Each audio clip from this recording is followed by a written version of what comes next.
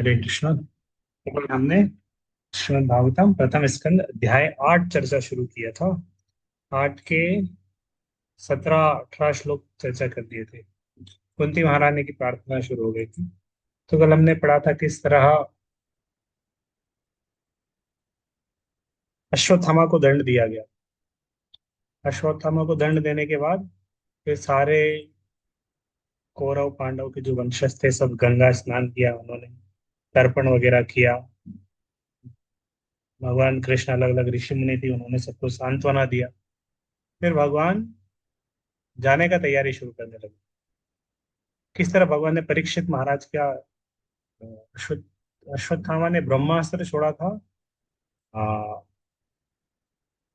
परीक्षित महाराज को मारने, जो कि उत्तरा के गर्भ में थे। उस समय उत्तरा के गर्भ में थे, उनको मारने के लिए उन्होंने ब्रह्मास्त्र छोड़ा। और जैसे ही ब्रह्मास्त्र छोड़ा तो उसी समय अलग स्थिति थी, कुछ समझ नहीं आया था। उत्तरा तुरंत भगवान कृष्ण के पास गए, उसने प्रार्थना शुरू कर दिया। 2 श्लोक में उत्तरा की प्रार्थना है। उत्तरा ने प्रार्थना किया था, भगवान ये अस्त्र से चाहे मेरी मृत्यु हो जाए, लेकिन मेरे गर्भ में जो पुत्र है उसकी मृत्यु नहीं होनी चाहिए, शिशु की मृत्यु नहीं होनी चाहिए। तो इस तरह कितना सचेत है कि शिशु की रक्षा करनी चाहिए, मेरी मृत्यु हो जाए। आज लग बहुत सारे लोग गर्भ में ही शिशु की हत्या कर देते हैं। लेकिन यहाँ पर उत्तरा ने भगवान कृष्ण के सामने सीधे अप्रोच किया। इधर उधर उनके सारे जो 5 ससुर जी एक साथ खड़े थे, युधिष्ठिर भीम अर्जुन, किसी के पास नहीं, सीधे कृष्ण को अप्रोच किया और प्रार्थना किया। तुरंत भगवान ने अपना सुदर्शन चक्र छोड़ा और सुदर्शन से आ, उसकी रक्षा किया, परीक्षित महाराज की रक्षा करी। परीक्षित महाराज को भगवान कृष्ण के दर्शन भी हुए थे। परीक्षित महाराज ने देखा, दर्शन किया था भगवान कृष्ण का, और दर्शन हुआ।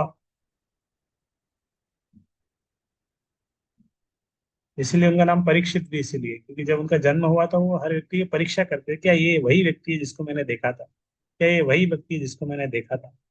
वो बहुत उसके डिस्कवरी में थे, उसको ढूंढ रहे थे। तो ये सब कुछ होने के बाद भगवान कृष्ण फिर जाने की तैयारी करते हैं। भगवान आ, द्वारका के प्रस्थान की तैयारी करते हैं, द्वारका के लिए जाने की तैयारी कर रहे हैं। और द्वारका के लिए इस तरह जब जाने की तैयारी कर रहे थे तो अ, कुंती महारानी उस समय आती है, और कुंती महारानी भगवान को प्रार्थना शुरू करती है। तो वो प्रार्थना हम पढ़ रहे थे, 2 श्लोक पढ़े थे कुंती महारानी की प्रार्थना के। एक प्रार्थना में बताया था उन्होंने, प्रार्थना यहाँ 18 नंबर श्लोक से शुरू हुई थी। नमस्ते पुरुषम त्वाद्यम ईश्वरम प्रकृते परम लक्ष्यम सर्वभूतानाम अंतर बहिर्अवस्थितम। प्रणाम करके शुरू किया, मैं आपको प्रणाम करती हूँ, आप आदि पुरुष है, भौतिक जगत के गुणों से निर्लिप्त है, समस्त वस्तुओं के भीतर और बाहर स्थित है, सभी के लिए अदृश्य है, दिखते नहीं है आप। फिर कैसे दिखते नहीं, उसके लिए दूसरा श्लोक बताया। माया जवनिका आच्छन्नम अज्ञाधोक्षजम अव्ययम न लक्ष्य से मूढ़ दृशा तो नाट्यधर हो था। भगवान है, दिखते नहीं है। जिस तरह की एक नटो नाट्य धरोधरा व्यक्ति, अभिनेता वेश बदल के एक्टिंग करता है, पहचाना नहीं जाता, इसी तरह। और माया जवनी का अच्छन, माया भगवान ढके हुए हैं। हर किसी को भगवान अपना आइडेंटिटी रिवील नहीं करते, हर कोई भगवान को नहीं देख पाता। माया जवनी का अच्छन, भगवान माया रूपी आ, जवनी का माया रूपी उससे ढके हुए हैं, माया के पर्दे से ढके हुए हैं। पर्दे के उस पार में भगवान है। अब भक्त आता है तो भगवान पर्दा लगा देते, भक्त आता है तो पर्दा खुलते।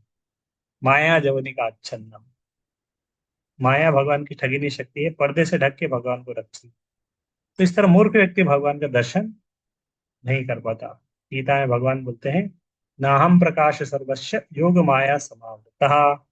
तो फिर कुंती महारानी बहुत विनम्रता का भाव आ जाता है उनके अंदर, बहुत अ, दीनता का भाव आ जाता है कुंती महारानी के हृदय में। एकदम से वो प्रार्थना करती लगती है कि ह्यूमिलिटी जब आती है, दीनता आती है, तो बोले हम तो योग्य ही नहीं, हमारे अंदर तो योग्यता नहीं, हम क्या प्रार्थना करेंगे आपकी। तो वो भाव से कुंती महारानी प्रार्थना करी, तथा परम हंसा नाम मुनि नाम अमलात्म नाम भक्ति योग विधानार्थम कथम पश्येमि स्त्रिय तथा, इसके अतिरिक्त परमहंसा नाम, आपकी स्तुति तो बड़े बड़े परमहंस उन्नत अध्यात्मवादी करते हैं। मुनि नाम, बड़े बड़े मुनि लोग, चिंतक लोग करते हैं, विचारक लोग करते हैं। अमल आत्मा नाम, जो आत्मा तथा पदार्थ के अंतर करने में सक्षम है। मुनि नाम, अमल आत्मा नाम से बड़े बड़े परमहंस ऋषि मुनि सब आपकी स्तुति करते हैं, आपको प्रणाम करते हैं आपको। तो कुंती महारानी फील कर रही है कि मैं क्या प्रार्थना करें, मैं तो आ, बहुत अयोग्य हूँ। भक्ति योग विधानाटम कथम पश्येमि स्थिर। तो ये बड़े बड़े ट्रुथ सब्जेक्ट हैं, मैं उसको करने में योग्य नहीं हूँ। मैं तो स्त्री हूँ, मैं इस तरह ज्यादा ज्ञान नहीं मेरे अंदर, मैं आपको कैसे स्तुति कर पाऊंगी। तो बड़े बड़े ऋषि मुनि वो लोग सब करते, बड़े बड़े दार्शनिक चिंतन भगवान की इस तरह स्तुति करते हैं, प्रणाम करते हैं, उपनिषद के श्लोक वगैरह जानते हैं। तो ये महान विद्या या महान मस्तिष्क के द्वारा भी नहीं जाने जाते। तो भगवान के बारे में तो ऐसा है कि बड़े बड़े ऋषि ऋषि, उपनिषद मुनि चिंतक लोग बहुत मेहनत क्यों ना करें, लेकिन महान विद्या या दार्शनिक मस्तिष्क से भगवान को नहीं जान सकते। जिसके ऊपर भगवान की कृपा होती है वही जान सकता है। बाकी लोग भले वर्षों तक उन तक चिंता करते रहे, भगवान अज्ञेय ही बने रहेंगे। इस तथ्य की पुष्टि महारानी कुंती द्वारा हुई। तो इस तरह जहाँ सामान्यतः इस तरह दार्शनिक चिंतन ज्यादा नहीं कर पाती है, भगवान का आशीर्वाद होता है तो कोई कुछ भी कर सकता है। भगवान अपने भक्तों के ऊपर विशेष अनुग्रह करते हैं। तो महान दार्शनिक होता है, प्रजन को निश्चय जानते हैं, कुछ भी कर सकता है भगवान। अगर किसी के ऊपर कृपा करते हैं तो वो पंगु लंगयते गिरि, लंगड़ा व्यक्ति भी पहाड़ चढ़ जाएगा। तो इस तरह विनम्रता के भाव में है कुंती महारानी की, मैं क्या प्रार्थना करेंगी, मैं तो ज्यादा योग्यता नहीं। फिर बोले मैं क्या कर सकती हूँ, मैं आपको प्रणाम कर सकती हूँ, प्रार्थना कर सकती हूँ, प्रणाम कर सकती हूँ। तो यहाँ से दो श्लोक आते हैं। कृष्णाय वासुदेवाय देवकी नंदनाय च नंद गोप कुमाराय गोविंदाय नमो नमः। ये श्लोक मुझे लगता है सबको आता ही होगा, नहीं आता हो तो आप इसको याद कर सकते हैं। ये बहुत महत्वपूर्ण श्लोक है और बहुत सरल भी। कृष्णाय वासुदेवाय देवकी नंदनाय च, भक्तों का नाम ही सीधे नंद गोप कुमाराय गोविंदाय, लास्ट में नमो नमः, सारे नाम ही है। तो पहले ऊपर में कृष्णा का आइडेंटिटी उनके मथुरा मथुरा से कनेक्ट किया। मथुरा में उनके पिता थे वासुदेव और माता थी देवकी। तो कृष्णाय वासुदेवाय देवकी नंदनाय च। फिर नीचे नीचे नीचे वाले में उनकी वृंदावन लीला से सीधे कनेक्शन कर दिया। नहीं नहीं बोले, वो नंद गोप है, नंद गोप कुमाराय गोविंदाय नमो नमः। तो ऊपर में मथुरा लीला से कनेक्शन किया, नीचे में वृंदावन। नंद गोप कुमाराय गोविंदाय नमो नमः। कृष्णाय वासुदेवाय देवकी नंदनाय च नंद गोप कुमाराय गोविंदाय नमो नमः। तो इस तरह कुंती महारानी विनम्रता दीनता के भाव में प्रार्थना कर रही है भगवान को।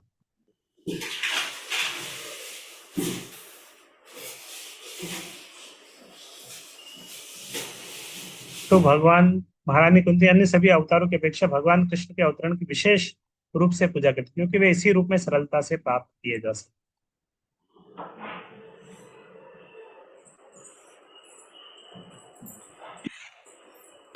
लेकिन कृष्ण अवतार में राजा के पुत्र होते हुए भी उन्होंने अपनी,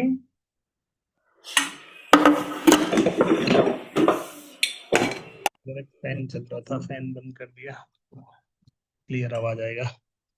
तो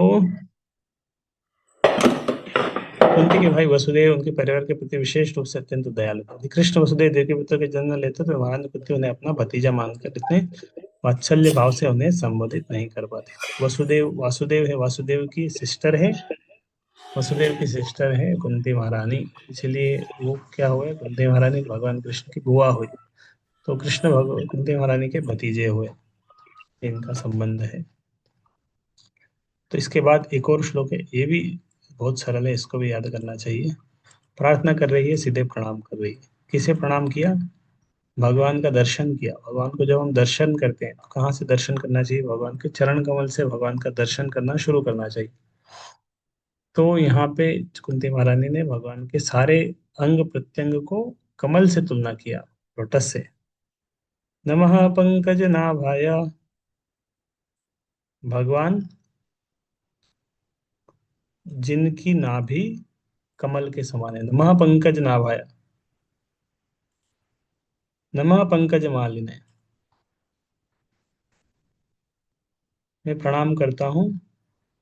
तो भगवान को देखना कहाँ से शुरू किया? भगवान के चरण कमलों से। नहीं, चरण कमलों से नहीं, नाभि से। नाभि से देखा कब? सबसे पहला भगवान की नाभि में, तो भगवान को नाभाए मतलब नाभि। नाभि किसके समान है? कमल के समान है, पंकज नाभाय। नमः पंकज नाभाय। नमः पंकज मालिने। पंकज मालिनी। फिर नाभि से ऊपर देखा तो, नाभि से ऊपर देखा तो माला दिखी। तो कमल, सुंदर पुष्पों की माला है, तो नमः पंकज मालिनी, भगवान ने इस तरह सुंदर माला पहनी है। फिर और ऊपर देखा, भगवान के सुंदर मुख को देखा, सुंदर आंखें थी, तो नमः पंकज नेत्राय। तो ये भी बहुत सरल श्लोक है, नमः नमः नमः। पंकज पंकज पंकज, हर श्लोक में नमः पंकज नमः पंकज नमः पंकज नमः पंकज। केवल चार चीज ऐड करनी है। तो शुरुआत कहाँ से की? नाभि से। नाभि को दर्शन किया, नाभि से ऊपर देखा तो भगवान के ऊपर में माला थी, मालिनी। और ऊपर में देखा नेत्राय, आंखों में, आंखों, सुंदर आंखों को देखा। फिर कुंती महारानी ने कहा, अरे नहीं, भगवान से इस तरह आंखें से आंखें मिलाना सही नहीं है। तो विनम्रता में उन्होंने सीधे भगवान के सीधे चरण कमलों पे आ गए। अंग्रय, अंग्रय मतलब भगवान के चरण कमल। अंग्रय मतलब अंकित चरण कमलों के तलवों को। इस तरह प्रार्थना किया उन्होंने। मैं सबको प्रणाम करते, नमस्कार करता हूँ आपकी नाभि को, फूल की माला को, नेत्रों के। तो अब प्रार्थना हो गया। अब कुंती महारानी कुछ लोग बोल रही है। यथा ऋषिकेश खलेन देवकी कंसेन रुद्धाति चिरं शुचार्पिता विमोचिताहं च सहात्मजा विभो त्वयैव नाथेन मुहुर्विपद्गणात्। तो भगवान कृष्ण इतने दिनों से हस्तिनापुर में थे, और अभी हस्तिनापुर से जा रहे हैं, द्वारका में जा रहे हैं। कुंती महारानी को वियोग हो रहा है, स्मरण कर रही है भगवान को। स्मरण करते करते उनके अंदर ग्रेटिट्यूड का भाव आया, कृतज्ञता का भाव आया। पहले दीनता का भाव आया था, अभी कृतज्ञता का भाव आया, ग्रेटिट्यूड। तो कृतज्ञता का भाव जब आता है किसी के प्रति, तो हमें क्या याद आता है? कि ये मेरे लिए क्या क्या, कैसे मेरी हेल्प किया है इन्होंने, कैसे इन्होंने मेरी सहायता करी, कब कब मेरी सहायता करी। तभी तो पता चलेगा हाँ कृतज्ञता है। कृतज्ञता मतलब आपके लिए कुछ किया, तभी कृतज्ञता व्यक्त होती है। क्या क्या किया वो भी स्मरण होना चाहिए, कि मेरे लिए ये किया है इन्होंने, मुझे ये किया, यहाँ पे सहायता की, ऐसा है किया। तो कुंती महारानी उस सब स्मरण कर रही, सारे इंसिडेंट्स उनको स्मरण आ रहे हैं। तो बोले यथा ऋषिकेश खलेन देव की।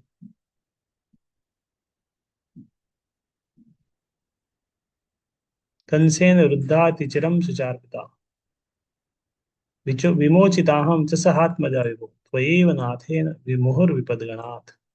तो एक उदाहरण भी उन्होंने दिया। पहले बताया कि देवकी के बारे में बताया था, वसुदेव देवकी। खलेन देवकी जो ये था, कंस था, खलेन मतलब बहुत ईर्ष्यालु था।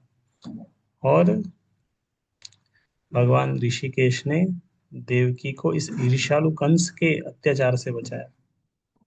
अति चिरम, बहुत सालों से वो इस तरह अत्याचार करके रखा था, बंदी बना के रखा था। विमोचिताहम स सहात्मजु। तो उन्होंने कुंती महारानी की रक्षा करी। फिर उसी तरह कुंती महारानी बोल रही, देवकी की रक्षा करी। अब उन्होंने बोला कि विमोचिताहम च सहात्मजा विभु, बोले मेरी भी रक्षा करी। कुंती महाराज बोले कि विमोचिता, हाँ, मेरी भी, मुझे भी उन्होंने सहायता किया।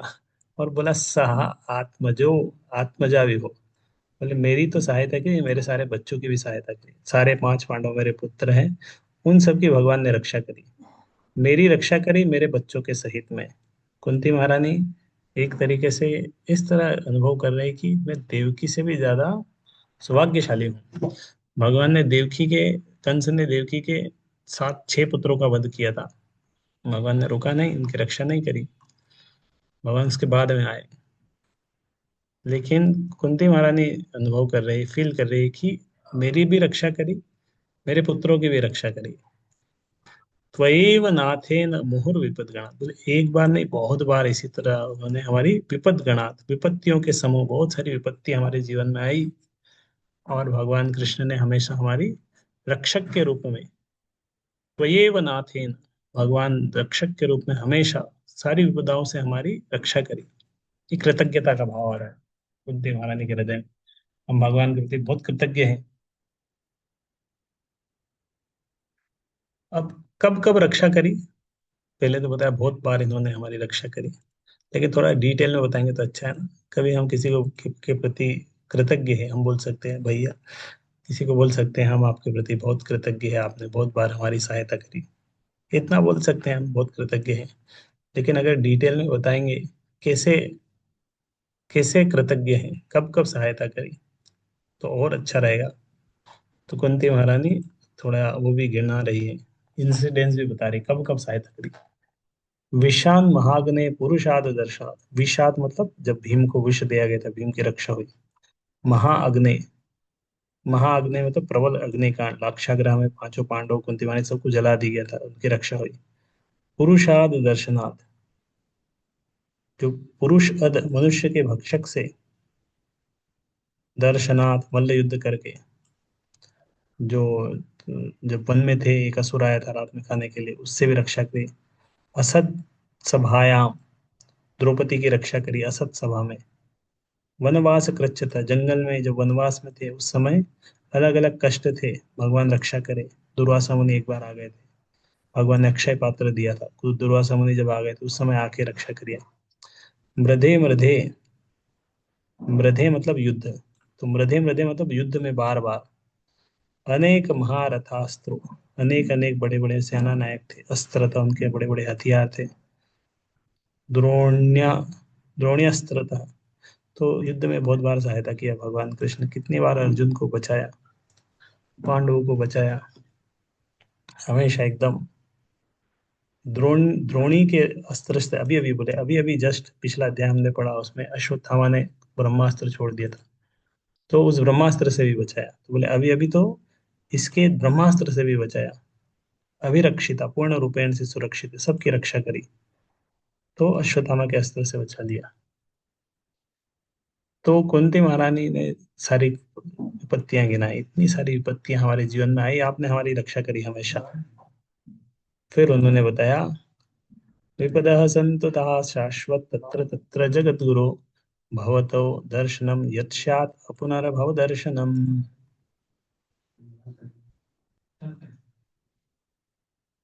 अब कुंती महारानी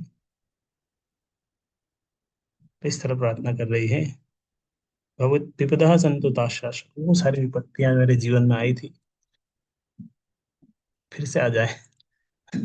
फिर से वो सारी विपत्तियां आ जाए, क्योंकि विपत्तियां थी, आप हमारे साथ में रहते थे, हमें आपका दर्शन करने को मिलता था, आपका संग मिलता था। और भगवान अभी जा रहे हैं, द्वारका जा रहे हैं, क्योंकि अभी कोई विपत्ति नहीं आने वाली।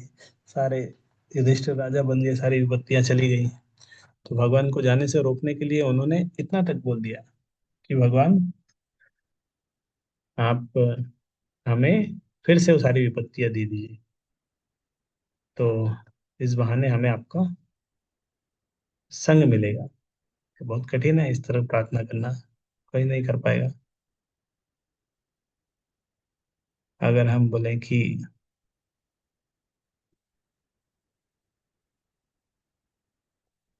मतलब इस तरह कोई मांगता नहीं है कि कष्ट, कोई नहीं मांगता, सब कष्ट से बचने के लिए कष्ट जीवन से चले जाए इस तरह प्रार्थना करते हैं। कष्ट जीवन में आ जाए ऐसा कोई प्रार्थना नहीं करता। कुंती महारानी प्रार्थना कर रही है जीवन में कष्ट आए, क्योंकि कष्ट आने से भक्तों का संग मिलेगा, भगवान का संग मिलेगा। भव तो दर्शनम नियच्छात अपुनर्भव दर्शनम, तो उनका संग मिलेगा तो अपुनर्भव दर्शनम।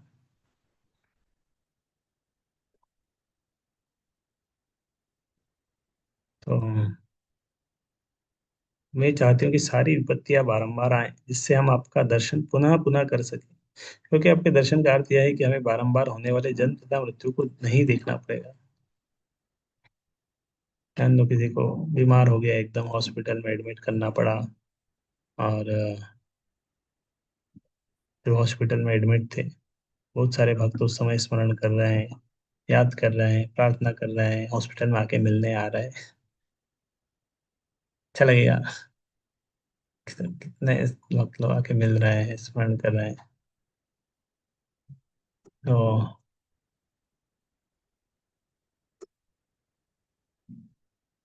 इस तरह की स्टोरी आता है। एक बार एक छोटा बच्चा था, खेलने में उसको एक्सीडेंट हो गया।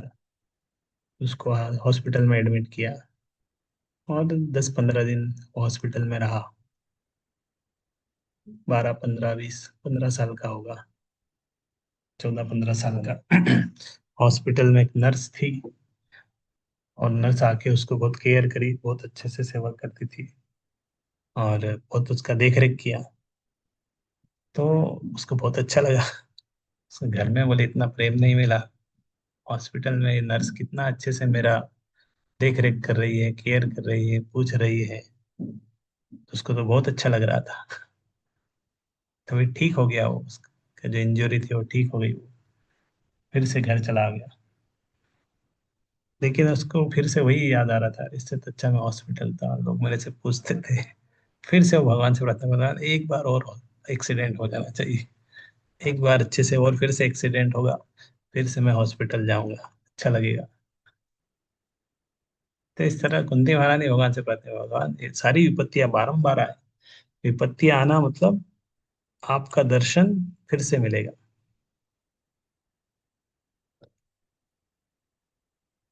नहीं तो हम आपको स्मरण नहीं कर पाएंगे। विपत्ति नहीं आती है तो हम स्मरण नहीं कर पाते हैं। जब विपत्ति आती है तभी बुद्धि खुलती है, तब हम स्मरण कर पाते हैं, तब अच्छे से आपको स्मरण कर पाएंगे। तो विपत्ति चाहिए।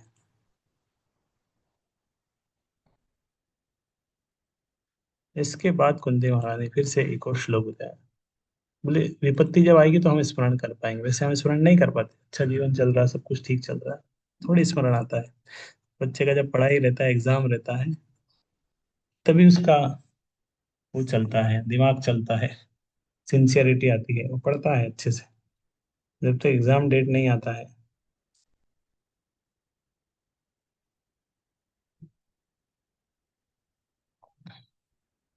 तो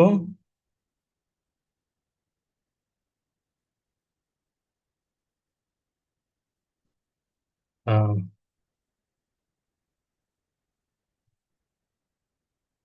ये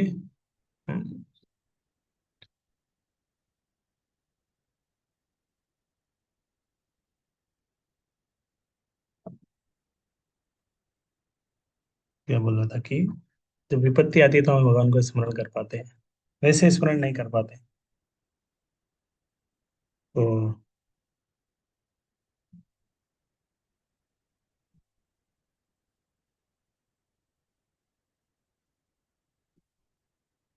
तो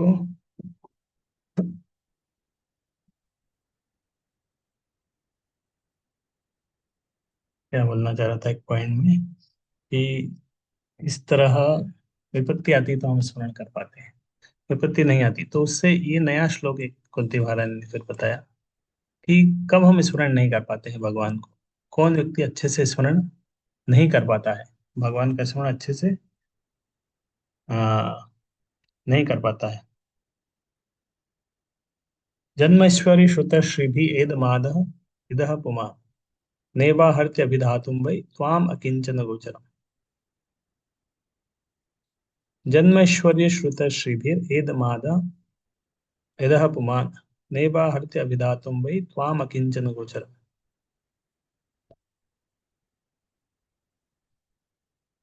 जन्म ऐश्वर्य श्रुत श्रीभि, बोले चार, चार चीज जिनके पास रहती है।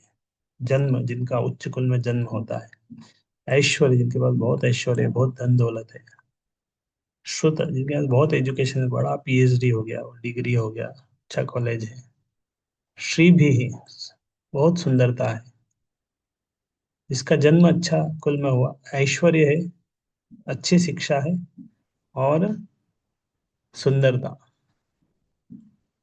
एध माना, ये अगर जिसके अंदर है, इसके कारण क्या होता है, एक मद आ जाता है, प्रमत्ता आ जाता है, एक प्राइड आ जाता है, हम हम इस कुल में हमारा जन्म हुआ है, इतना ऐश्वर्य हमारे पास, इतना धन दौलत है, हमारे पास पीएचडी है, हमने आईआईटी से ये किया है, हमने आईआईटी से ये किया, हमने एम्स से डॉक्टर बने, हम एम्स के डॉक्टर हैं।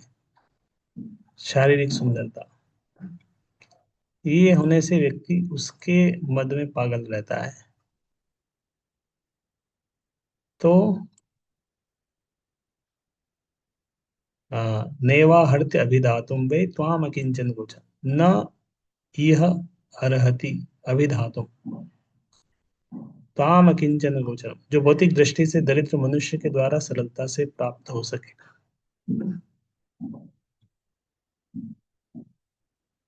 हे प्रभु, आप सरलता से प्राप्त करने वाले हैं, लेकिन केवल उन्हीं के द्वारा जो भौतिक दृष्टि से अकिंचन है। जो सम्मानित कुल ऐश्वर्य उच्च शिक्षा तथा शारीरिक सौंदर्य के द्वारा भौतिक प्रगति के पथ पर आगे बढ़ने के प्रयास में लगा रहता है, वह आप तक एकनिष्ठ भाव से नहीं पहुंच पाता।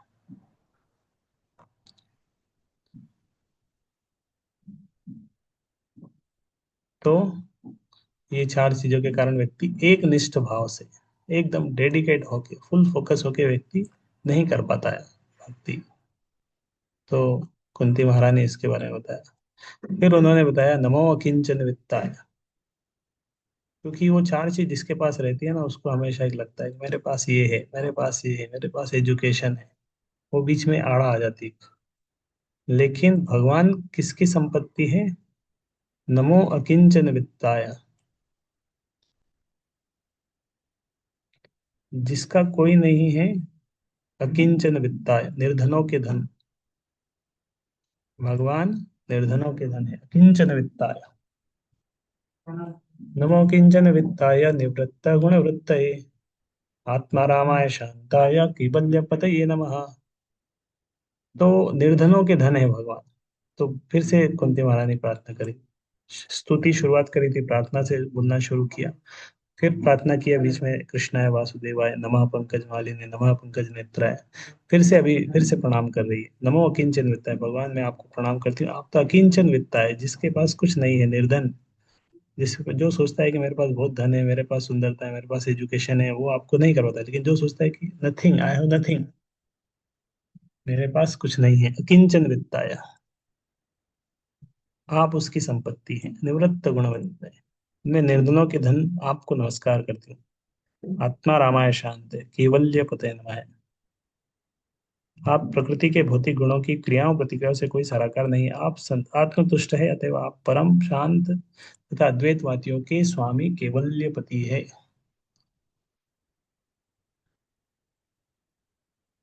तो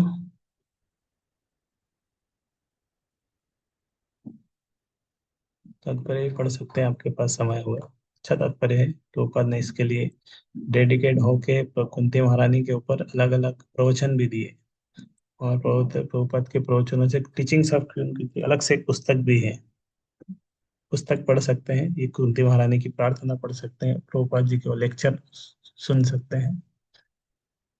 मन्ये त्वां कालमिषान् अनादिनिधनं विभुम् समं चरन्तं सर्वत्र भूतानां यथमितः कलिः। तो फिर कुंती महारानी बताइए, भगवान मैं आपको शाश्वत समय, परम नियंता, आदि अंत से रहित तथा सर्वव्यापी मानती हूँ। क्या मानती हूँ? कालम परम नियंता, समय आप एक परम नियंता आप है, अनादि निधनम, आदि अंत के रहित, सर्वव्यापी मानती हूँ। आप सभी पर समान रूप से दया दिखलाते हैं। जीवों में जो पारस्परिक कला है वह सामाजिक मतभेद के कारण है। कुंती देवी जानती थी कि कृष्ण न तो उनके भतीजे हैं, न उनके पितृकुल के सामान्य पारिवारिक सदस्य। वे अच्छी तरह जानती थी कि कृष्ण आदि भगवान हैं, जो परमात्मा के रूप में प्रत्येक के हृदय में वास करने वाले हैं। भगवान के परमात्मा स्वरूप का अंत नाम, अन्य नाम काल या शाश्वत समय भी है। न वेद कश्चित् भगवं चिकीर्षितं तवे हनुमानस्य नृणां विडम्बनम् न यस्य कश्चित् दयितोऽस्ति कर्हिचित् द्वेष्यश्च यस्मिन् विषमामतिर्नृणाम्। हे भगवान, आपकी दिव्य लीलाओं को कोई समझ नहीं सकता, क्योंकि वे मानवीय प्रतीत होती है और इस कारण भ्रामक है। ना न तो कोई आपको विशेष कृपा पात्र है, न ही आपको आप प्रिय है। यह केवल लोगों की कल्पना है कि आप पक्षपात करते हैं। भगवान की लीलाएं दिव्य है, कोई समझ नहीं पाता। चिकीर्षितम, क्योंकि वे मानवीय प्रतीत होती है और इस कारण भ्रामक है। जो लीलाएं हैं, इस तरह लगता है कि सांसारिक व्यक्ति की तरह लीलाएं हैं, लेकिन ये अचिंत्य है, समझ नहीं पाएगा। फिर बोला, ना तो आपको कोई विशेष कृपा पात्र है, नहीं आपका कोई अप्रिय है। ये केवल लोगों की कल्पना, कुछ लोग कल्पना करते हैं भगवान पक्षपात करते हैं, भगवान ने ये सही नहीं किया, भगवान ने कौरवों का साथ देना चाहिए था, पांडवों का साथ दिया। तो भगवान पांडवों का साथ दे रहे थे, भगवान पक्षपात नहीं करते। भगवान तो पहले ही बता दिए थे कि एक तरफ मैं हूँ, एक तरफ मेरी आर्मी। लेकिन दुर्योधन तो खुश था आर्मी को लेके ही, सेना को लेके वो खुश हो गया था, पक्षपात नहीं किया। दूसरा, कृष्ण गाइड करते थे पांडवों को, बलराम जी गाइड करते थे कौरवों को। दुर्योधन बलराम जी को गुरु मानता है। दुर्योधन कभी गाइडेंस नहीं लिया बलराम जी के पास जाके, बस सीखा उसने, स्किल सीखना था, गाइडेंस नहीं लेना था। दूसरा, पांडवों की तरफ भी युधिष्ठिर महाराज है, जो कि धर्मराज है। और कौरवों की तरफ भी एक धर्मराज है, वो थे विदुर। यमराज के अलग अलग 3 अवतार हुए थे, तो एक युधिष्ठिर भी यमराज के अंश है, विदुर वो भी धर्मराज है। कौरवों ने विदुर की एक बात भी नहीं सुनी, विदुर का अपमान किया, उनको जाना पड़ा। तो भगवान ने पक्षपात कुछ नहीं किया। यह केवल लोगों की कल्पना है कि आप पक्षपात करते हैं। सूर्य का प्रकाश सभी के लिए समान है, जो बाहर जाएगा उसको मिलेगा, जो घर में बैठा रहेगा उसको नहीं मिलेगा। जन्म कर्म चर्मश्वात्मन अजस्या कर्तुवात्मनः तिर्यक ऋषिषु यादवसु तत् अत्यंत विडम्बनम। तो भगवान किसी से पक्षपात नहीं करते, मनुष्य नहीं, किसी भी जीव के साथ भी नहीं करते। ऐसा नहीं कि भगवान केवल मनुष्य रूप में ही जन्म लेते हैं।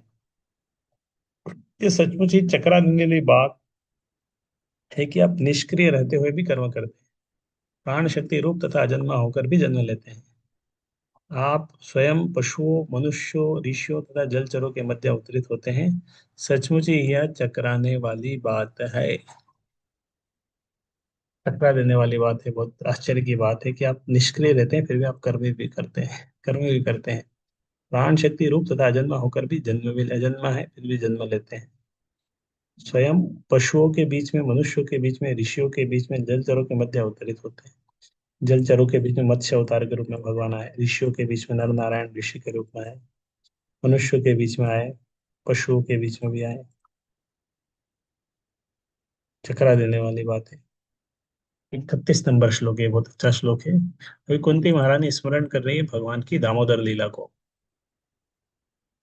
गोप्याददे त्वयि कृतागसिधाम तावत् या ते दशाश्रुकलिलाञ्जन सम्भ्रमाक्षम् वक्त्रं निनीय भयभावनया स्थितस्य सा मां विमोहयति भीरपि यद्विभेति।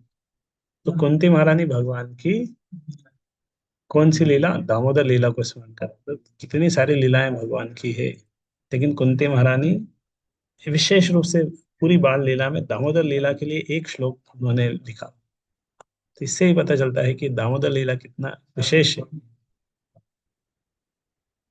हे कृष्ण, जब आपने कोई अपराध किया था तब यशोदा ने जैसे ही आपको बांधने के लिए रस्सी उठाई, तो आपकी व्याकुल आंखें अश्रुओं से डबडबाई, जिससे आपकी आंखों का काजल धुल गया।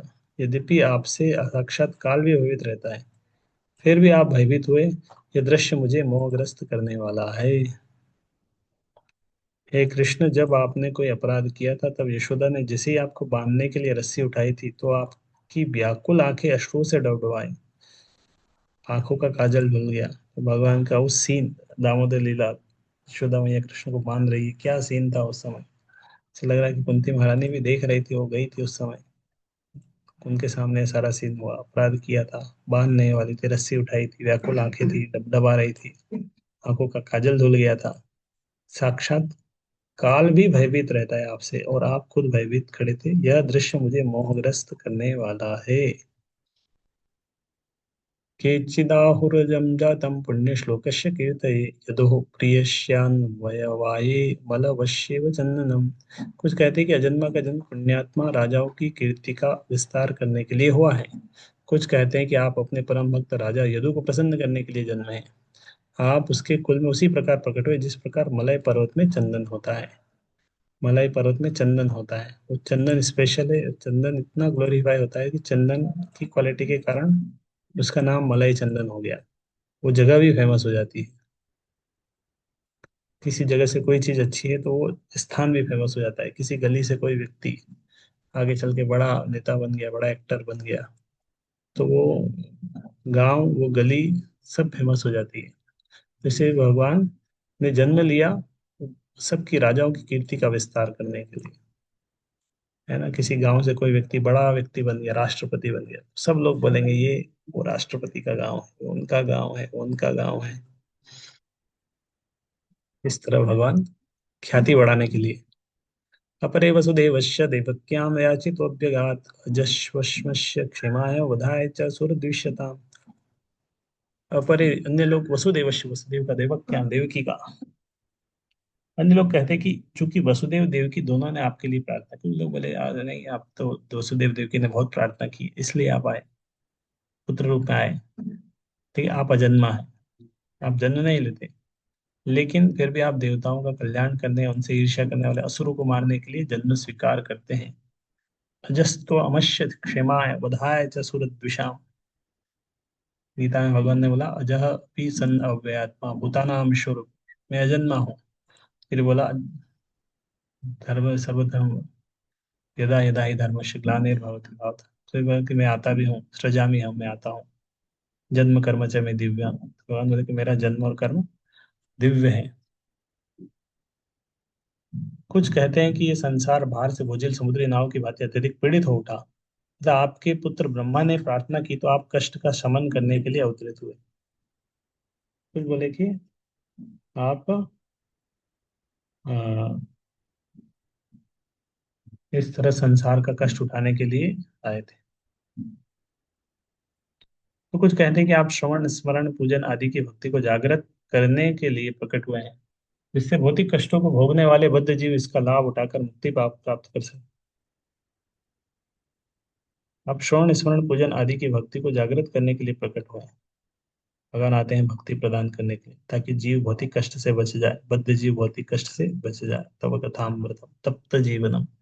भगवान का कथामृत बहुत कष्ट पाने वाले जीवों के लिए अमृत के समान है।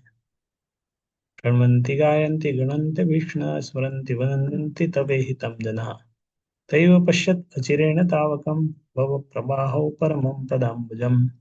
हे कृष्ण, जो आपके दिव्य कार्यकलापों का निरंतर श्रवण कीर्तन स्मरण करते हैं, दूसरों को ऐसा देख करते देखकर हर्षित होते हैं, निश्चय ही आपके उन चरण कमलों का दर्शन करते हैं, मृत्यु के पुनरागमन को रोकने वाले हैं। तो जो इस तरह भगवान के बारे में श्रवण करते हैं, कीर्तन करते हैं, स्मरण करते हैं, या खुश होते हैं अगर कोई इस तरह कर रहा है, तो कभी कभी लगता है कि कोई ज्यादा श्रवण कर रहा है, कीर्तन कर रहा है, तो हमें ईर्ष्या होने लगती है, इतना क्यों करता है। तो कुछ नहीं कर सकते, ये काम तो हम कर ही सकते हैं ना। आप श्रवण नहीं कर रहे हैं, आप कीर्तन नहीं कर रहे, स्मरण कुछ नहीं कर रहे हैं, लेकिन जो कर रहा है उसको देख के हर्षित होना, ये करने से भी सुकृति बढ़ती है। अप्रिशिएट करना, बहुत अच्छा आप करते रहो, अच्छा किया, आप करते रहना चाहिए। तो दूसरों को ऐसा कर देखकर हर्षित होना, फिर निश्चय ही आपके उन चरण कमलों का दर्शन करते हैं जो मृत्यु के, जन्म मृत्यु के बाद, तो ये करने से भी भक्ति बढ़ जाती है। दूसरों को देख के हर्षित होना, तो सरल है, कुछ नहीं करना है, मतलब लोग भक्ति कर रहे हैं उनको अप्रिशिएट करना है। जो भक्ति कर रहे हैं उनको देख के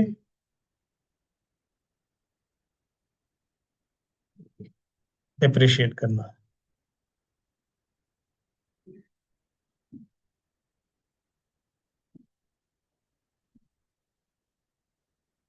दूसरों को ऐसा करते हुए हर्षित होते हैं, बहुत इंपॉर्टेंट पॉइंट है।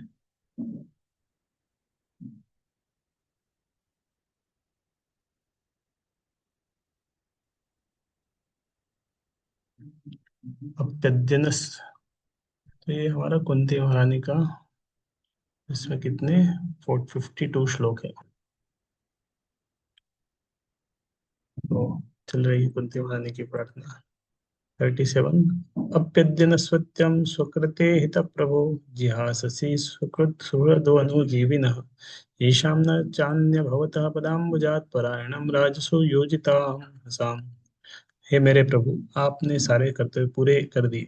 क्योंकि ये कुंती वाली प्रार्थना क्यों कर रही है? भगवान को द्वारका जाने से रोकने की। उद्देश्य क्या है प्रार्थना का? द्वारका जाने से रोकना। तो बोले आपके सारे कर्तव्य तो हो गए, और हम आपकी कृपा पर ही पूरी तरह आश्रित है। और जब अब हमारा कोई रक्षक नहीं है, सब सारे राजा हमसे शत्रुता किए हुए, तो क्या आप हमें छोड़कर चले जाएंगे? बोले कि हमारे बहुत सारे शत्रु है, रक्षक है, आप हमारे रक्षक है, आप हमें छोड़कर मत जाइए। कि वयम नाम रूपाभ्याम यदोभिः सह पांडव भवतो दर्शनम यर्हि ऋषिणा ऋषिकाणामि वेशितो। जिस तरह आत्मा के अदृश्य होते ही शरीर का नाम तथा यश समाप्त हो जाता है, उसी तरह यदि आप हमारे ऊपर कृपा दृष्टि नहीं करेंगे तो पांडव तथा यदु समेत हमारा यश तथा गतिविधियां तुरंत ही नष्ट हो जाएगी। मतलब आप हमारे साथ से चले जाएंगे, धीरे धीरे हमारा यश वगैरह सब चला जाएगा। आप है तो सब है। कुंती महारानी को पता था पांडवों का अस्तित्व एकमात्र कृष्ण के कारण है।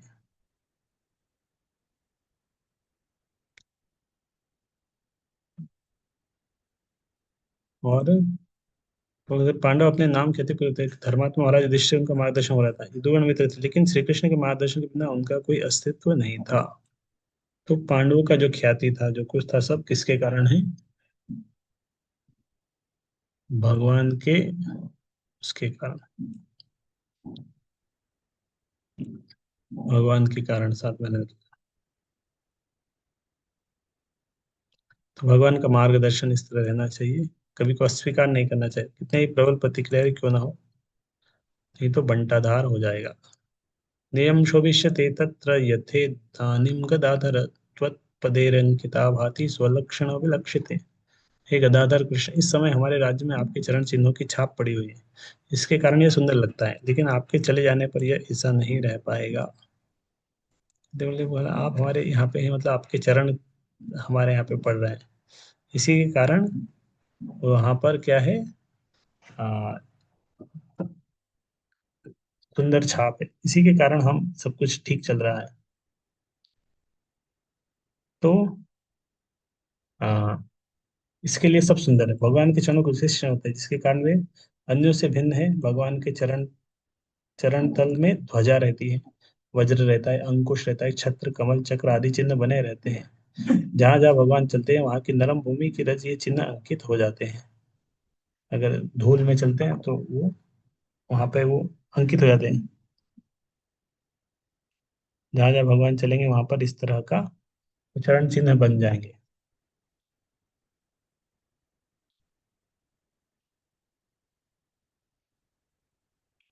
अतएव जब श्री कृष्ण पहाड़ों के साथ रहे थे, हस्तिनापुर की भूमि इस प्रकार से अंकित हो गई थी। इमे जनपदः श्रद्धा,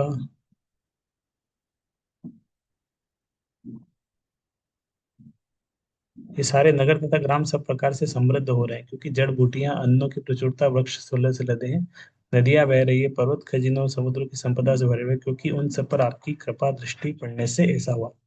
आप यहाँ पे रहते हैं तो आप देखते हैं सबको, पेड़ पौधों को देखते हैं, फलों को देखते हैं, तो सब अच्छा काम कर रहे हैं। जिस तरह कंपनी में जिस दिन ऑडियंस, जिस दिन मालिक रहता है कंपनी में, मालिक जिस दिन ऑफिस में है, सारे काम अच्छे चलते हैं। जिस दिन पता चल जाता है कि आज नहीं है मालिक, आए नहीं आज, तो हाँ,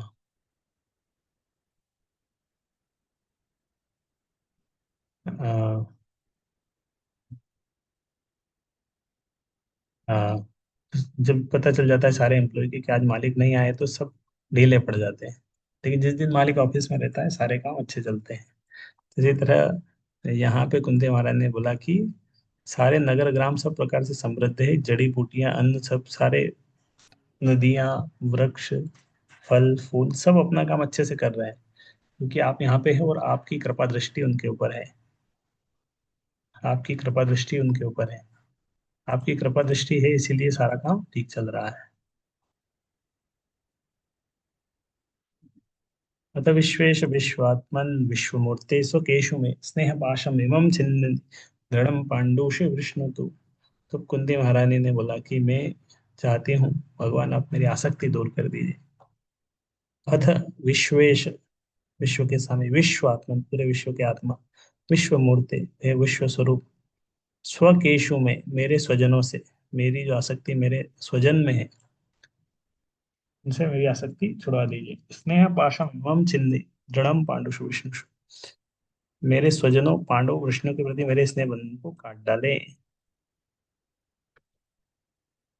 तो यहाँ तात्पर्य प्रभुपाद बताएंगे किस तरह कुंती महारानी दोनों मतलब बोले कि मेरे पिता की तरफ भी मेरा आसक्ति रहता है, पति के घर में भी आसक्ति रहता है, दोनों तरफ आसक्ति रहता है।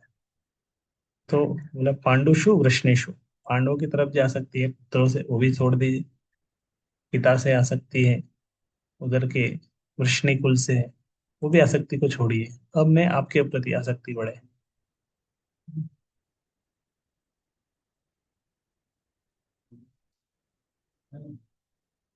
शुद्ध भक्त अपने परिवार के सीमित स्नेह बंधन को छिन छिन करके समस्त विश्रत आत्माओं के लिए अपनी भक्ति में सेवा का विस्तार करता है।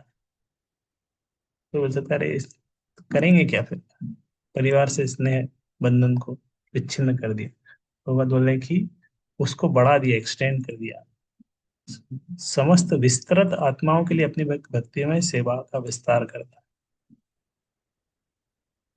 समस्त आत्मा, क्योंकि धर्म आसक्ति है तो मेरा घर मेरा परिवार वहीं तक चेतना रहता है, और बढ़ा दिया तो पूरा विश्व ही हमारा घर है, वसुदेव कुटुंबकम।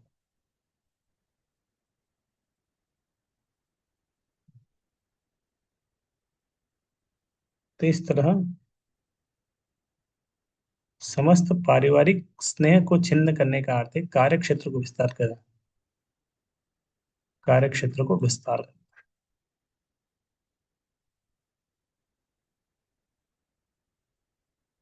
इम्पर्सनलिज्म नहीं होना है, मतलब कहने का अर्थ है कि निराकार हो गया, हमारा कोई आसक्ति नहीं है, तो कार्य क्षेत्र को बनाना है।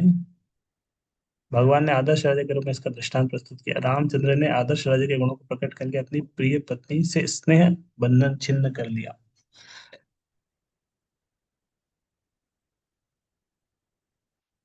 त्वयि में अनन्य विषया मतिर मधु कृते सकृत रतिम उद्वाता का गंगा वो उद्वंती। तो एक उन्होंने उदाहरण दिया कि भगवान मेरी जो मति है आप में लगे, कैसे लगे उसका एक उदाहरण, जिस प्रकार गंगा नदी बिना किसी व्यवधान के सदैव समुद्र की ओर बहती है, उसी प्रकार मेरा आकर्षण अन्य किसी को न बढ़कर आपकी ओर निरंतर बना रहे।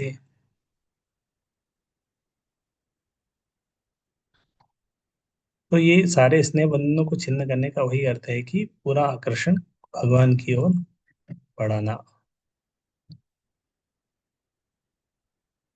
तात्पर्य पढ़ेंगे तो आपको और अच्छा फील करेगा। श्री कृष्ण कृष्ण सख कृष्ण वावत निर्दुख राजन्य वंश दहनाना पविर्ग वीर्य।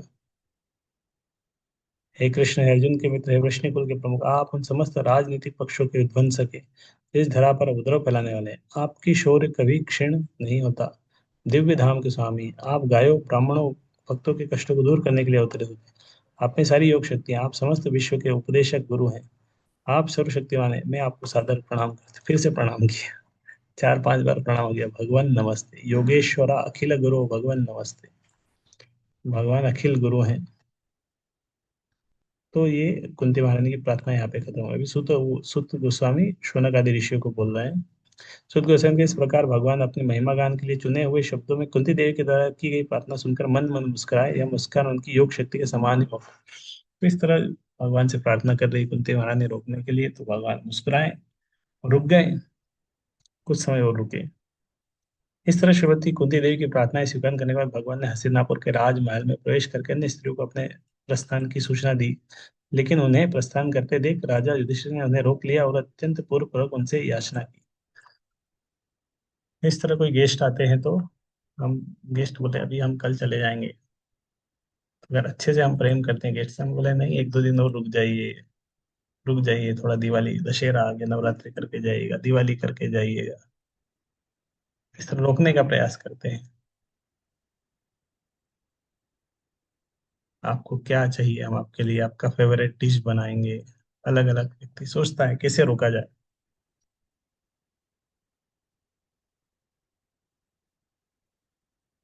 अत्यधिक शोक में डूबे हुए राजा युधिष्ठिर, व्यास आदि मुनियों, अद्भुत कर्म करने वाले शरद भगवान कृष्ण के उपदेशों से तथा समस्त ऐतिहासिक साक्ष्य से सांत्वना नहीं पा सके। तो अब नेक्स्ट सीन चल रहा है कि महाभारत के युद्ध के बाद युधिष्ठिर महाराज अभी विषाद योग में थे, थोड़े दुखी थे। युधिष्ठिर महाराज दुखी थे और बहुत सारे ऋषि मुनि सब उनको समझाने का प्रयास कर रहे थे, लेकिन उनको बहुत लगा था मेरे कारण इतना हुआ, मैं राजा बना, मेरे कारण इतने लोगों की मृत्यु हुई। बहुत दुख था युधिष्ठिर महाराज के हृदय में। विषाद युग। अर्जुन महाभारत के पहले दुखी हुआ, विषाद युग। महाभारत के बाद अभी युधिष्ठिर महाराज का विषाद युग शुरू हुआ। धर्मपुत्र यादव युधिष्ठिर अपने मित्रों की मृत्यु से अभिभूत थे और सामान्य भौतिकतावादी मनुष्य की भांति शोक संतप्त थे। मुनियों, इस प्रकार स्नेह से मोहग्रस्त होकर वे बोले,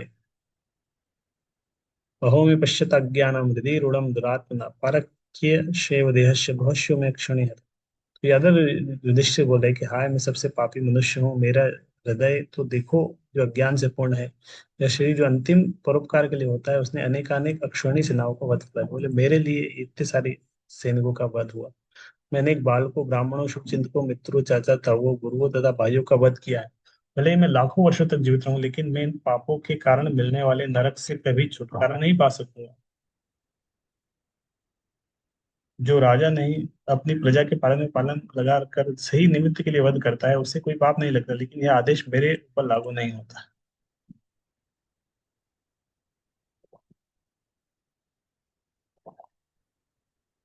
मैंने स्त्रियों के बंधुओं का वध किया है। इस तरह मैंने इस हद तक शत्रुता मोल ली है कि भौतिक कल्याण कार्य के द्वारा इसे मिटा पाना संभव है। तो युधिष्ठिर महाराज को लगा, मैं इतना पाप किया हूँ, अब कुछ हो भी नहीं सकता। जिस प्रकार गंदे पानी को कीचड़ में डालकर छाना नहीं जा सकता, अथवा जिसे मदिरा से मलिन हुए पात्रों को मदिरा से स्वच्छ नहीं किया जा सकता, उसी प्रकार नर संहार का प्रायश्चित पशुओं की बलि देकर नहीं किया जा सकता। इस प्रकार श्रीमद् भागवत के प्रथम स्कंद के अंतर्गत कुंती द्वारा प्रार्थना परीक्षित महाराज की रक्षा नामक 8वें अध्याय का भक्ति वेदांत तात्पर्य पूर्ण हुआ। अध्याय 9, भगवान कृष्ण की उपस्थिति में भीष्म देव का देह त्याग।